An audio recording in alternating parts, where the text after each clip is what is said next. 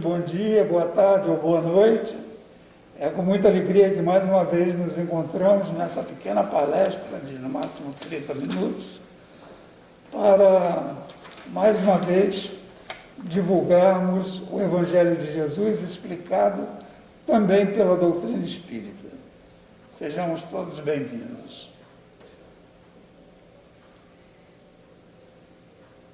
Eu vou fazer o preparo do ambiente. Sejam bem-vindos.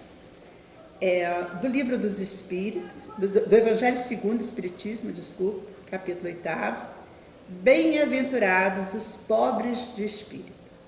Item 11. Instrução dos espíritos, orgulho e humildade.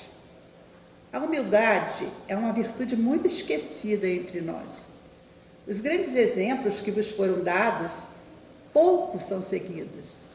E, no entanto, podeis ser caridosos para o vosso próximo sem humildade? Oh, não, pois esse sentimento nivela os homens. Diz-lhes que são irmãos, que devem ajudar-se entre si e conduzirem-se ao bem. Sem humildade, enfeita-vos de virtudes que não tens, como se usasses uma roupa para esconder as deformidades de vosso corpo. Relembrai aquele que vos salva, relembrai sua humildade, que o fez grande e o pôs acima de todos os profetas. O orgulho é terrível adversário da humildade. Se o Cristo prometia o reino dos céus aos pobres, é porque os grandes da terra imaginam que títulos e riquezas são recompensados, dado ao seu mérito, e que sua essência é mais pura que a do pobre. Acreditam que isso lhe é devido, e é por isso que, quando Deus lhes tira o que têm, acusam-no de injustiça.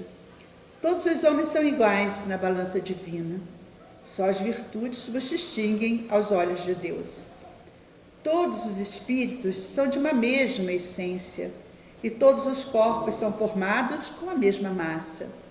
Despertai, meus irmãos, meus amigos, que a voz dos espíritos toque vossos corações. Sede generosos e caridosos sem ostentação, ou seja, fazei o bem com humildade. Que cada um possa demolir, pouco a pouco, os altares erguidos ao orgulho. Numa palavra, sede verdadeiros cristãos, e tereis o reino da verdade. Que assim seja.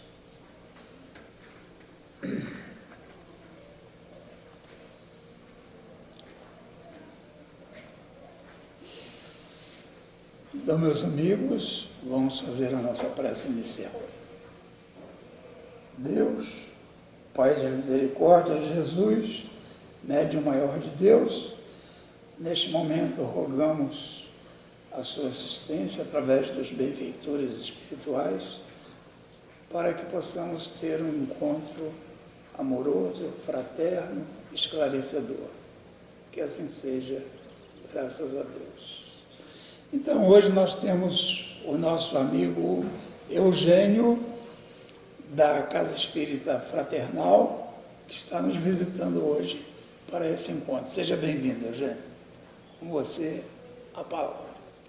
Meus irmãos, como disse muito bem o nosso irmão Gilson, boa tarde, bom dia e, quem sabe, boa noite, conforme nos estiverem assistindo. Eu quero agradecer mais essa oportunidade de aprendizado. Cada vez que um tema nos é sugerido ou a nós é inspirado para um convite como este, na verdade, lembrando uma coisa que meu pai com muita propriedade dizia, na linguagem dele de trato conosco, preste atenção, porque os dois ouvidos mais próximos da boca que fala são os seus. E isso é o que nós devemos, na verdade, agradecer toda vez que um tema nos é trazido. E esse, em particular, o texto do Evangelho, que foi muito bem lido, muito bem apresentado no preparo, ele em si já é a própria palestra. O que nós fazemos muitas vezes é tentar compreendê-lo ao falar por nos ouvir melhor do que se tivéssemos mais longe desta boca que coloca. Logo no início do preparo, no primeiro parágrafo dele, é lembrado no Evangelho que a humildade é uma virtude muito esquecida entre nós.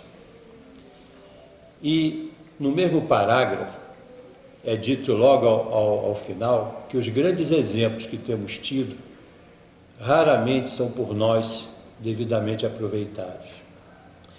Uma das obras que me é muito cara, O Jugo Leve, psicografado por Carlos Bacelli, de Inácio Ferreira, o Inspirador, em um dos seus capítulos, do 17, que fala na humildade e no valor, cita vários desses grandes da terra que nos deram tantos exemplos de trabalho, de realização, muito maior do que qualquer um de nós talvez já tenha tido a oportunidade ou a competência caridosa de fazê-lo.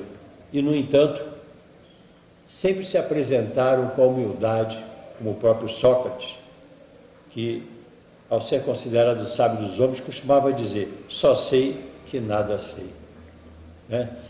Lembramos Paulo de Tarso, também nesse capítulo, que a uma certa altura, na sua epístola aos Romanos, exclamou: miserável homem que sou. Lembramos Francisco de Assis, que dizia a si mesmo: sou um homem inútil. E assim poderia ficar citando outros tantos, mas vou me atrever a citar mais um recente entre nós, Chico Xavier, um dos mais fiéis servidores do Cristo em todos os tempos. Atravessou sua laboriosa história e existência.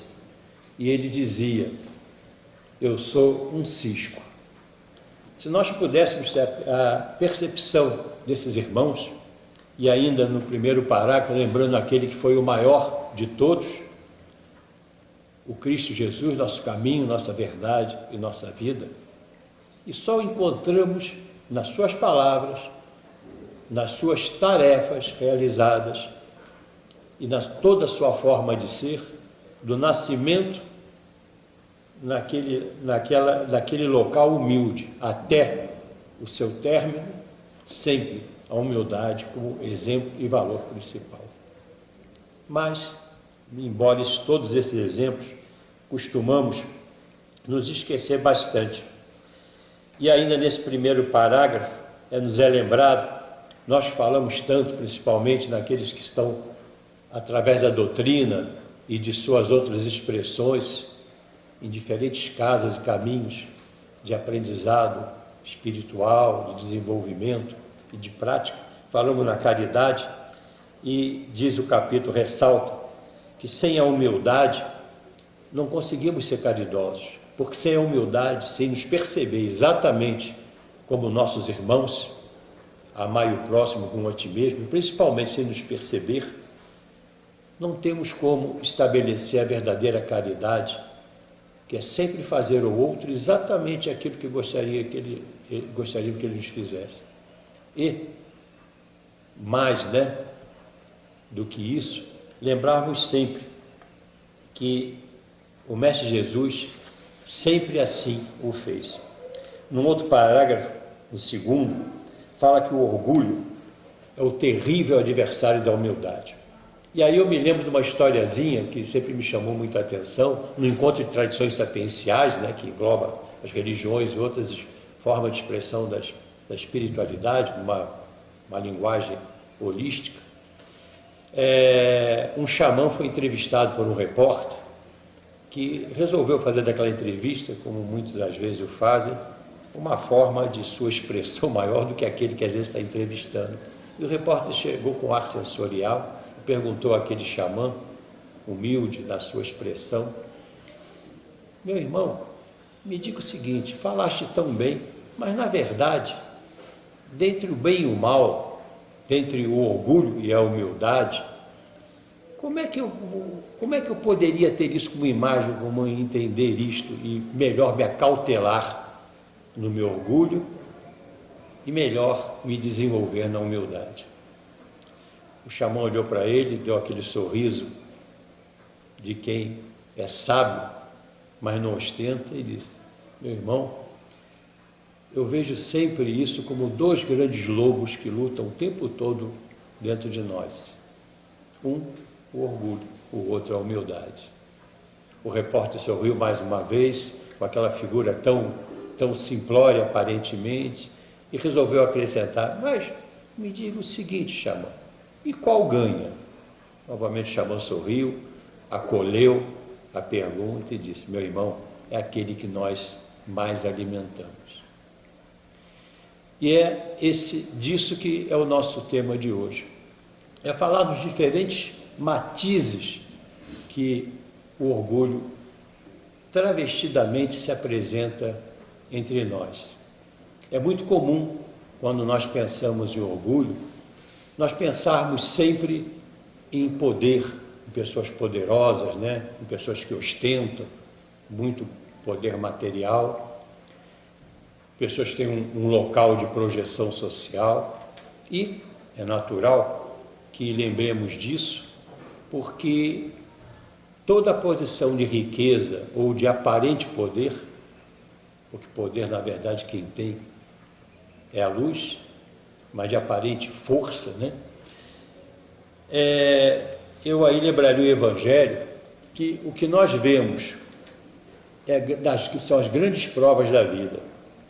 No seu capítulo 16, falando da utilidade providencial da fortuna, o Evangelho segundo o Espiritismo, no item 7, faz esse comentário que eu gostaria de me apoiar nele para a continuação.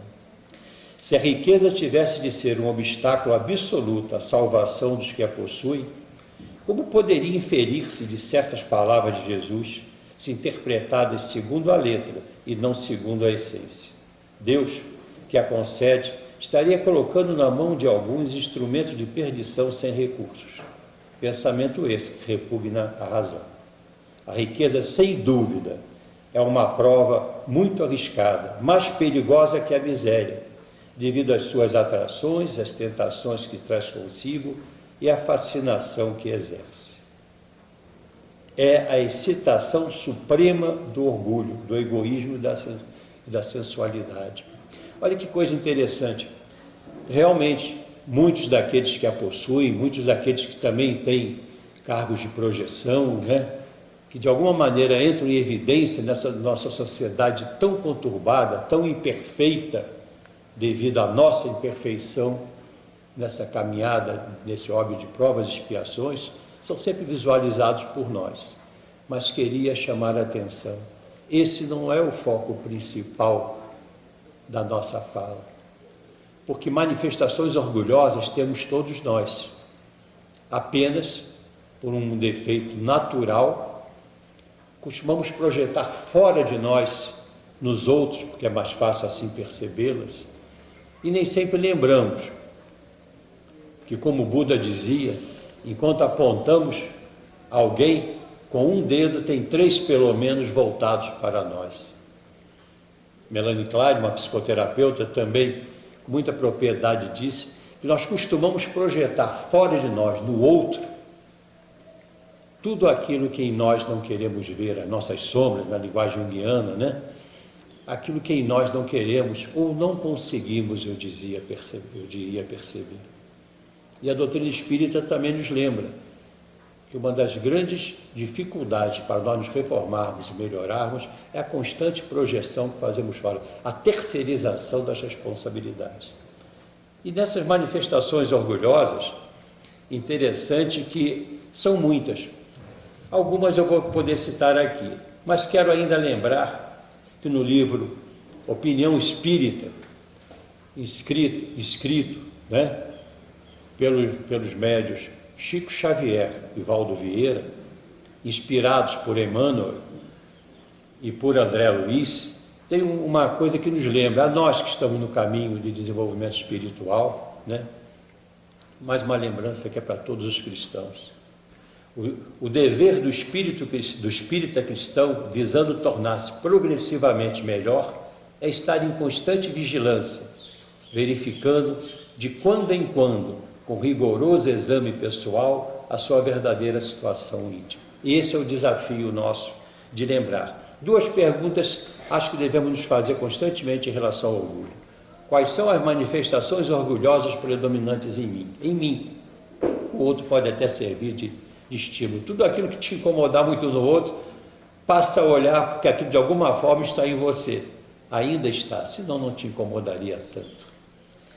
E o segundo, que procedimentos reeducativos posso utilizar para alimentar o lobo da humildade e não fortalecer aquele do orgulho? E aí nós recorremos a um livro muito interessante,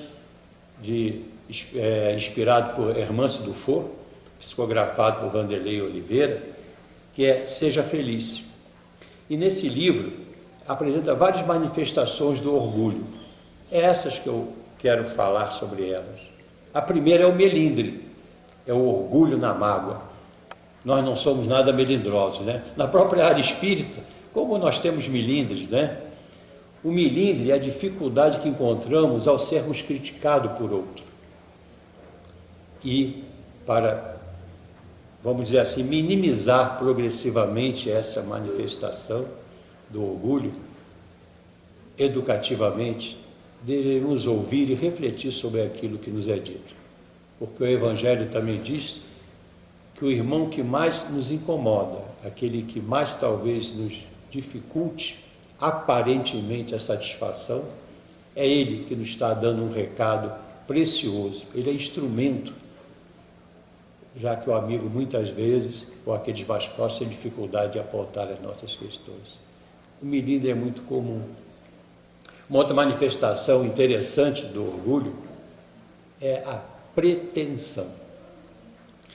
A pergunta que nos faríamos é a seguinte: tenho aspirações e expectativas costumeiramente maiores do que as oportunidades oferecidas a mim? E novamente eu peço que a gente lembre das casas espíritas, onde muitas vezes, no descuido, não orientado pela doutrina, mas pelo nosso ego e aspirações pessoais, pelas nossas pretensões, diferenciamos as oportunidades de trabalho e serviço. Não há função mais importante no mundo, a não ser o serviço que podemos prestar de qualidade, de compromisso, de coração, com caridade, em qualquer função que tenhamos. Não importa se estamos numa recepção, se estamos numa palestra, se estamos dando um passe, assim na vida também. Não importa se estamos lavando, se estamos orientando, se estamos ensinando, o importante é o compromisso com o serviço. E muitas vezes, por causa dessa pretensão, dessa manifestação orgulhosa, mesmo quando não recusamos as atividades, não nos entregamos de corpo, mas principalmente de alma, de espírito, a cada uma delas, fazendo o melhor que nós podemos. Uma outra manifestação interessante é o orgulho através do personalismo. É o orgulho centrado no eu. Imagine assim um pedestal escrito ego, a figura é logo que muitas vezes usamos em slides, e lá em cima alguém com uma bandeira. A pergunta seria interessante para nos autoavaliarmos: sou capaz de superar minhas tendências egoístas e egocêntricas? E como é que nós alimentaríamos o nosso lobinho da humildade, para que ele se tornasse um lobão e diminuísse esse nosso lobão do orgulho nessa manifestação? Alimentaríamos com uma resignação ativa. Não é simplesmente um conformismo, onde discutimos o que acontece, mas sabemos que nada que nos acontece, de satisfatório ou insatisfatório, pelo nosso grau de entendimento no momento, não é justo, porque Deus é bom e é justo e nos traz todas as experiências que nós precisamos para crescer, nunca para nos enfraquecer. Uma outra manifestação é a prepotência, o orgulho no poder. Lembro novamente que poder só tem a luz. Até os amiguinhos espirituais ainda, eu diria, com muitas dificuldades de desenvolvimento, quando são orientados, que vêm para receber a devida doutrinação, conscientização, dialogação, os nomes variam segundo as casas, mas eles sempre vêm com essa sensação de poder. São respeitados, mas no tempo devido lhes é esclarecido que poder só a luz tem. Eles têm uma força uma força momentânea, na verdade, prejuízos maiores traz do que satisfação. E eles entendem. Outro interessante nessa questão da prepotência, para nós lembrarmos, é o seguinte: como alimentar essa questão da humildade em nós quando temos essa natural movimentação à prepotência? E nos é orientado a alimentar o trabalho perseverante na busca do poder interior. Todos nós temos potencialidades. Infelizmente, muitas vezes vamos buscar aquelas que não são nossas porque achamos que a aprovação social ali está. São nossas dificuldades. Então, meus irmãos, vamos alimentar aquilo que nós temos de bom. O Evangelho é um excelente caminho para que nós possamos refletir sobre nós mesmos.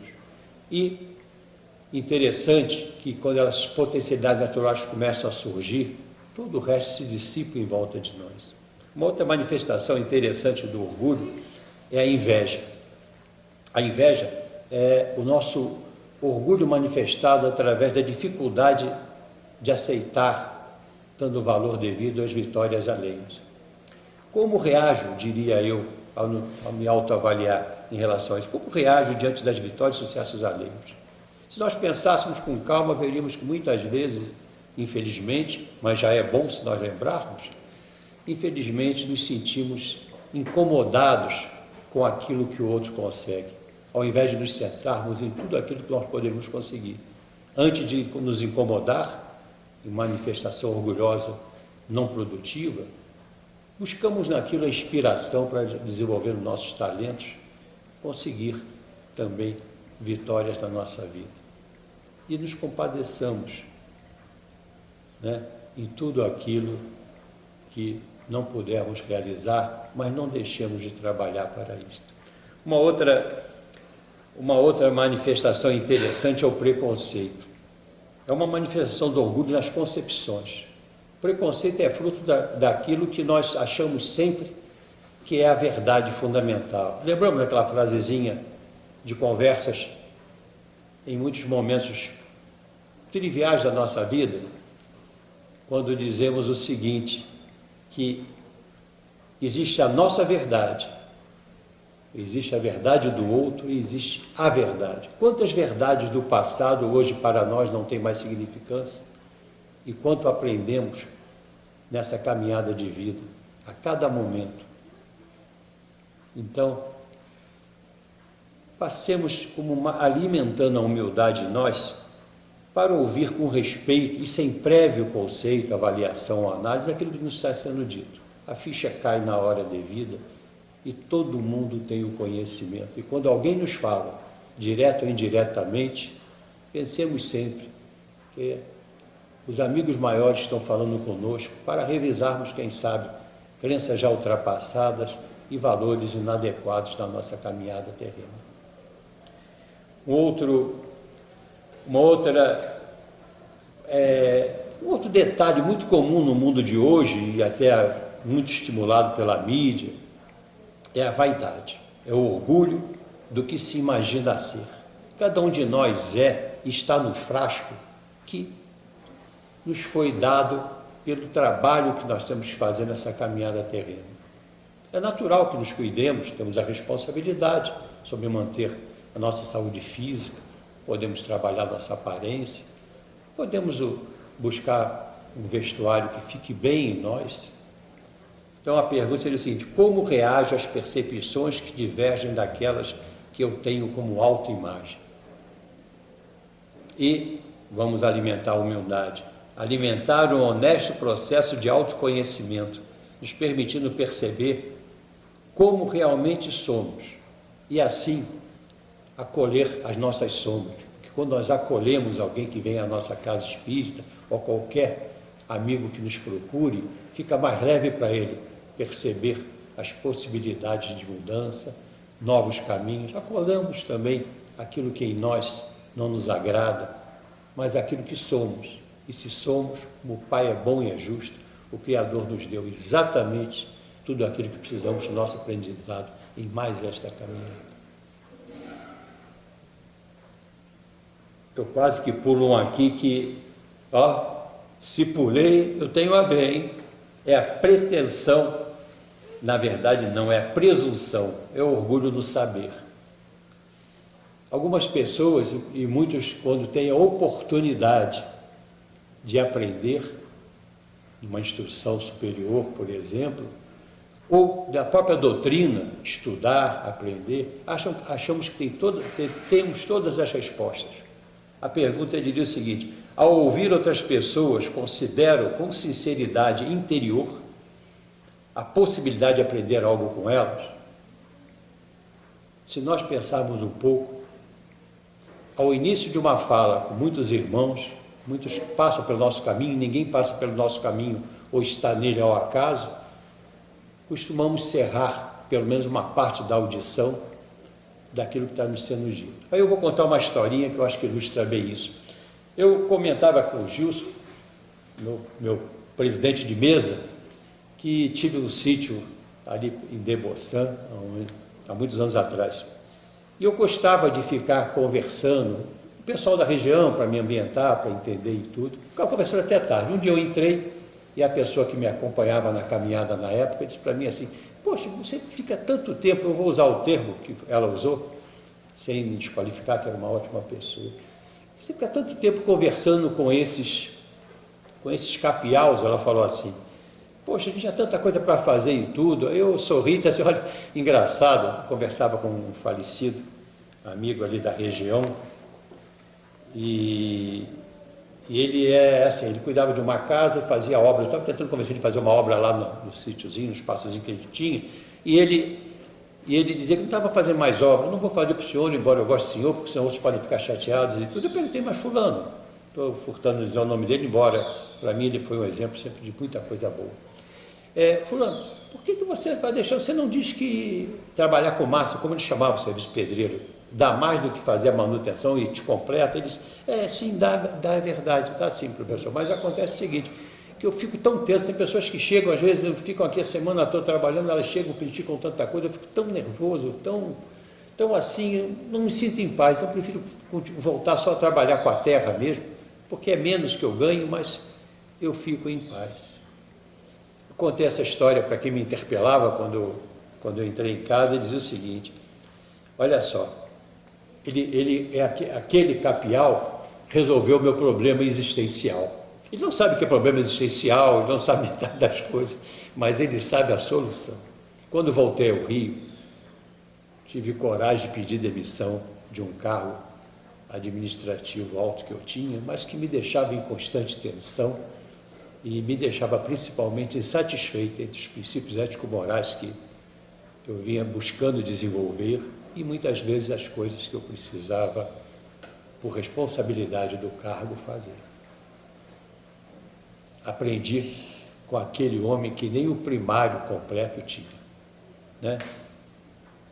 Então, meus irmãos, finalizando a nossa fala, não que eu tivesse tanta coisa ainda que eu poderia falar, porque as lições são tantas, né, na literatura, e um dos livros específicos, além do Seja Feliz, de Hermance Dufour, Reforma Íntima Sem Martírio, nos dá algumas lembranças interessantes. A primeira, para finalizar, é que precisamos de muita coragem para sermos humildes, mas talvez para sermos orgulhosos.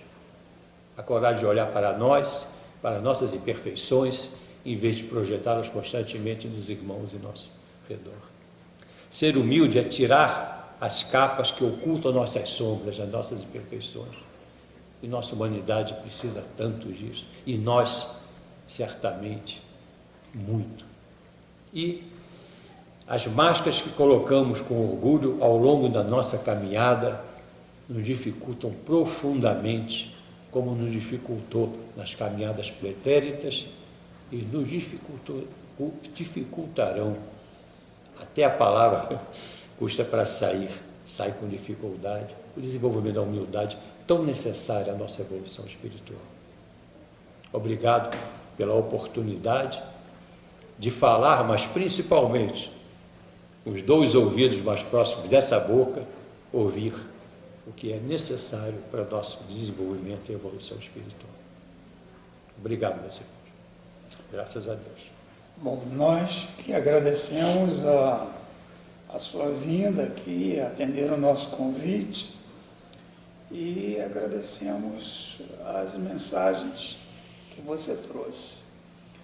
Eu queria dizer a você que agora você, no bom sentido, está ferrado com a gente, porque nós não vamos deixar você escapar. Sempre será bem-vindo à nossa casa e eu desejo que você tenha condições de aceitar os nossos convites sempre que nós o fizermos. Seja bem-vindo, então. Que essa seja a primeira vez de muitas, né? Vamos, então, fazer a nossa prece de encerramento.